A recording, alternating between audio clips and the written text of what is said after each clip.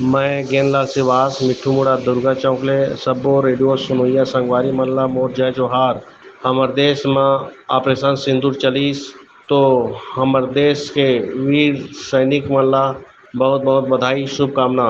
ऐसने ही जब भी जरूरत पड़ते हमर देश में तो हमर सैनिक मन हमेशा आगे रथे, तत्पर रथे और हम सैनिक मन के वीरता के खातिर ही हमन सुरक्षित रह पाथन। हमर देश में हमर घर में चैन के नींद हमन सो पाथन। तो हमन अपन देश ला सुरक्षित रखे खातिर, हमर देश के आन बान शान खातिर हमन भी हमर सैनिक के साथ में जब भी जरूरत पड़ही तो अपन सैनिक के साथ में हमेशा खड़े रहो, तत्पर रहो। हमला क्यों ना अपन जान के बलिदान देना पड़े, लेकिन हमन देश के सुरक्षा खातिर हमेशा जान देहे बर तैयार हन, तत्पर हन।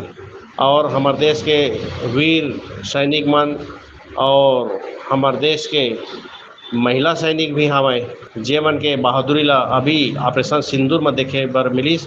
ऐसने ही हमर वीर सैनिक मन ला हृदय से बहुत बहुत शुभकामना, बहुत बहुत बधाई।